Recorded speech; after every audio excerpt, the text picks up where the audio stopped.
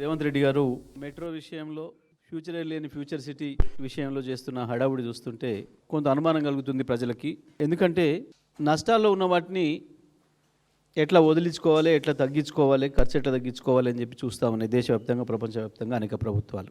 కానీ మన ముఖ్యమంత్రి హైదరాబాద్ మెట్రో విషయంలో చేసిన పని ఏదైతే ఉందో దీని వెనకాల మతలబు ఉంది. 1000 కోట్ల రూపాయలు చేతులు మారినట్టుగా మాకు సమాచారం ఉంది. ఎందుకంటే నష్టాల్లో ఉన్న మెట్రోను ఎల్ఎన్టీ నుంచి తీసుకొని వాళ్ళని గట్టెక్కించడానికే ముఖ్యమంత్రి ఈ మెట్రోను ప్రభుత్వం చేతిలోకి తీసుకొచ్చిండు. మళ్ళీ ఒక 15,000 కోట్ల రూపాయల భారం తెలంగాణ ప్రజల నెత్తిన వేసిండు. ఉన్న ప్రభుత్వ రంగ సంస్థలనే నడపలేకపోతున్నారు, ఆర్టీసీనే నడపలేకపోతున్నారు. ఇటువంటి పరిస్థితులలో ఎందుకు వాళ్ళ దగ్గర నుంచి వెళ్ళి ఈయన తీసుకోవాల్సి వచ్చింది వెనుకకి? దాని వల్ల జరిగిన లాభం కూడా వెంటనే అర్థమైపోయింది. ఆ కంపెనీ ప్రభుత్వం తీసుకోవడానికి నిర్ణయం తీసుకుందో వెంటనే 12,000 కోట్ల రూపాయలు ఆర్జించింది ఎల్ఎన్టీ కంపెనీ. అంటే ఇది ఒక పథకం ప్రకారం వాళ్ళపైన ఒత్తిడి చేసి తీసుకొచ్చి ఇది తన చేతులకు తీసుకొని ప్రజలపైనేమో 15,000 కోట్ల భారం వేసిండు, తను ఒక 1000 కోట్ల రూపాయల లాభం పొందిండు. ఇవాళ హైదరాబాద్ ప్రజలకి ఆ మాత్రం కూడా రేపు ఆ మెట్రో అందుబాటులో లేకుండా చేసే కుట్ర చేసిండు. దీని మీద ఇంకొక కుట్ర కూడా జరుగుతూ ఉంది. తీసుకొని ప్రభుత్వం చేతులు ఇట్టే ఉంచడా అంటే ఉంచడం లేదు. దీన్ని తొందరలోనే దీనికి సంబంధించిన దాదాపు 35,000 కోట్ల రూపాయల ఆస్తులు, 300 ఎకరాలకు పైగా ఉన్న భూమిని త్వరలోనే ఈయనకి ఇష్టమైన, ఈయనకు దోస్తులైన అదానికి, మెగా ఇంజనీరింగ్ సంస్థలకి కట్టబెట్టడానికి ముందే ప్లాన్ చేసుకున్నాడు. అక్కడి నుంచి చెరొక 1000 కోట్లు దండుకోవడానికి ఒక పెద్ద పక్కా ప్రణాళిక ప్రకారం ఒక మాస్టర్ మైండ్తోని చేసిన దుర్మార్గమైన కుట్ర ఇది. ప్రజలకు సౌకర్యం కావాలి హైదరాబాద్ ప్రజలకు అని చెప్పి ఆనాడు కాంగ్రెస్ ప్రభుత్వమే ప్రారంభించిన కేవలం 30% పనులు పూర్తి చేస్తే కేసీఆర్ రాగానే దాన్ని వెంటబడి వారానికో రివ్యూ చేసి 2 ఏళ్లలోనే పూర్తి చేయించి హైదరాబాద్ ప్రజలకు ట్రాఫిక్ ఇబ్బంది జరుగుతుంది బాగా అని చెప్పి దాని సౌకర్యంలోకి తీసుకొచ్చిండు. రోజుకి 5 లక్షల మంది ప్రయాణం చేయగలుగుతున్నారు తక్కువ ఖర్చుతో. అటువంటి దాన్ని తన చేతిలోకి తీసుకొని కేవలం ఎల్ఎన్టీని కాపాడడం కొరకు, వాళ్ళకి లాభం జరగడం కొరకు చేసిండు. దీని వెనకాల తప్పకుండా పెద్ద కుట్ర ఉంది.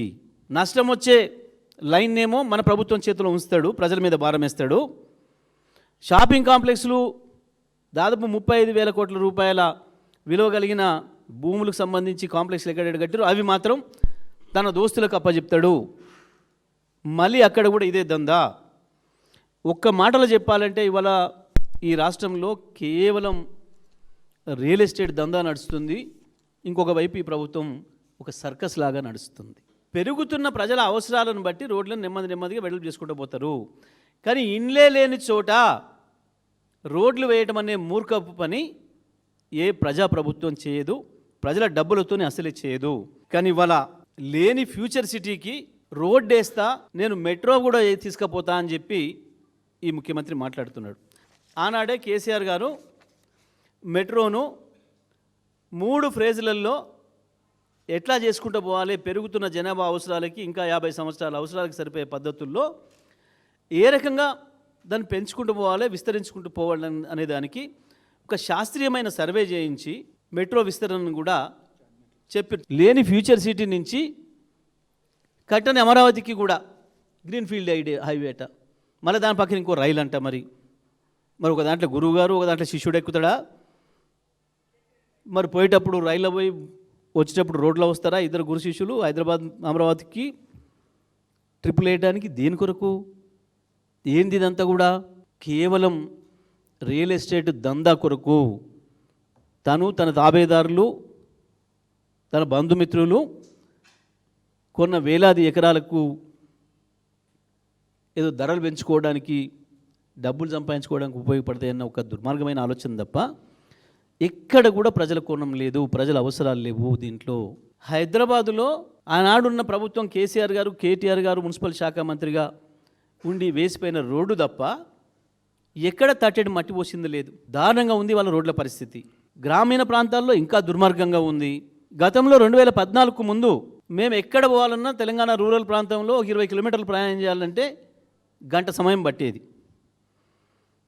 ఆ తర్వాత కేసీఆర్ గారి ముందు చూపుతోని ప్రతి గ్రామానికి ప్రతి తండాకు కూడా రోడ్లు వేయాలని చెప్పి, ప్రతి గిరిజన గూడానికి గోండు గూడానికి గిరిజన తండాకు కూడా రోడ్డు ఉండాలి, 10 ఇండ్లు ఉన్నా అని చెప్పి రోడ్లు వేసి ప్రజల అవసరాలను తీర్చి ఆనాడు గంట సమయం పట్టిన దాన్ని 20 నిమిషాలలో పోయేటట్టుగా చేసిండ్రు. కానీ వాళ్ళ 2 ఏళ్లలోనే మళ్ళీ గంట సమయం పట్టే పరిస్థితి వచ్చింది వాళ్ళ ఒకరి నుంచి ఇంకొకరికి పోవాలంటే. రాష్ట్రం ఎక్కడ కూడా గింతంత కాలుష్యం లేకుండా చైనాలో అమలు చేస్తూ ఉన్న పద్ధతుల్లో ఒక మంచి ఫార్మాసిటీని తీసుకురావాలి అక్కడని చెప్పి ఫార్మాసిటీ కొరకు ప్లాన్ చేస్తే ప్రజలకు ఇబ్బందులు లేకుండా ఫార్మాసిటీని కూడా లేకుండా చేసి మరి ఎవరు అవసరాల కొరకు వేస్తున్నావు ఇవాళ నువ్వు? దీని వెనకాల పెద్ద కుట్ర ఉంది.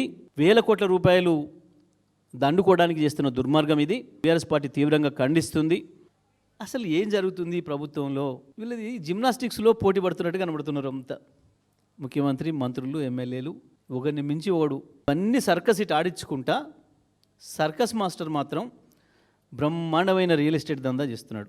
తెలంగాణ ప్రజలు మీ అభిప్రాయం ఈ ప్రభుత్వం మీద చెప్పడం అనేది ఓట్ల రూపంలో సాధ్యం కాబట్టి ప్రజలుగా మీ చేతులకు అవకాశం వచ్చినప్పుడే ఈ ప్రభుత్వం పైన మీ అభిప్రాయం చెప్పే సందర్భం వచ్చినప్పుడే చెప్పాల్సిన అవసరం ఉంటుంది.